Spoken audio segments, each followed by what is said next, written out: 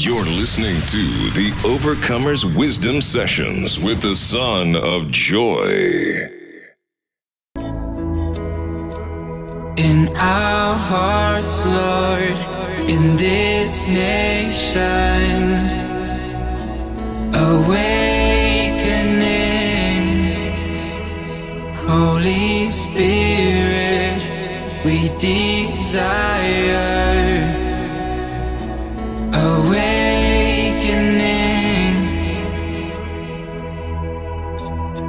for you and you alone. Awake my soul, and sing for the world you love. Your will be done. Let your will be done in me.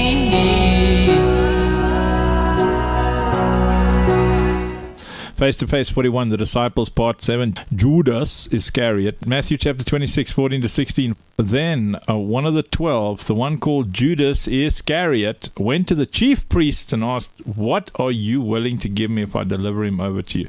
When people make things about themselves, and we all tend to do that, just take a deep breath and say, "I love correction, I love instruction." We should make instruction about ourselves and everything about everyone else. So Judas's mindset was, what's in it for me? And that's the root of betrayal.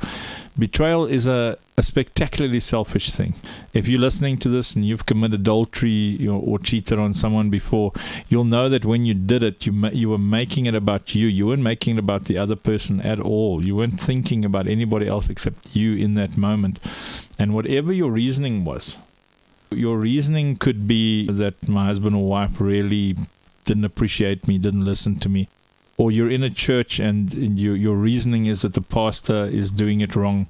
The demonic influence that drapes its cloak over your shoulders always starts with selfishness. What's in it for me? The moment you start asking that question, you're in big trouble. I love prosperity. I love the teaching of abundance, but the prosperity movement is so dangerous because it teaches you to ask, what's in it for me before you give. You start to say, I want to sow so that I can reap, but that's not how compassion works. Compassion doesn't sow to reap. Compassion helps because it loves. That spirit of selfishness comes in and you start to betray the poor. The vast majority of churches betray the poor, because the church says, what's in it for me? The pastors end up saying, what's in it for me? The members start saying, what's in it for me? Marriages fall apart when the partners say, what's in it for me? Adultery is not the only way to betray somebody.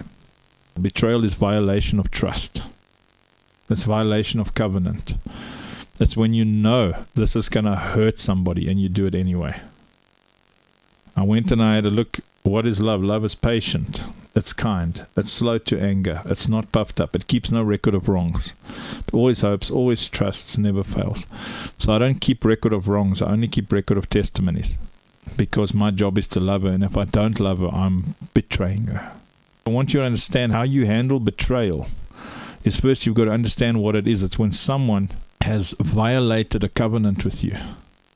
And Judas actively was looking for an opportunity to violate his covenant with Jesus. What are you willing to give me if I deliver him over to you? What's in it for me? And so they counted out for him 30 pieces of silver. So the price of that betrayal was 30 pieces of silver. For some men, the price of that betrayal is sex. For some men, it's not even sex. They betray their wives just because the woman makes them feel special. Because the wife might not have been kind to him or nice to him, and he's triggered and he's insecure and he's emotional, and then there's a little floozy on the side waiting to give him what he needs.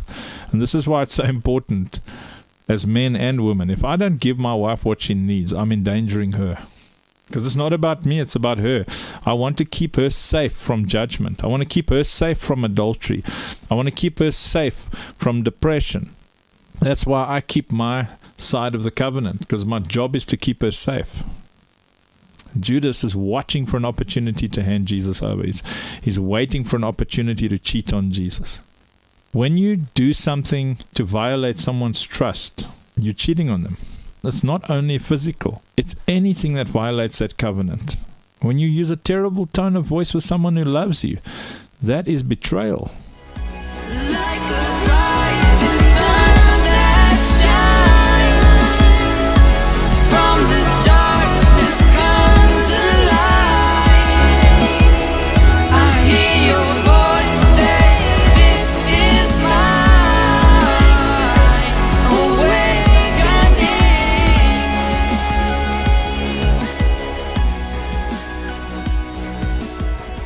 If you enjoyed today's wisdom session, remember to like, share, comment, follow, subscribe, and partner with us so that more ears can hear the gospel of Jesus Christ daily.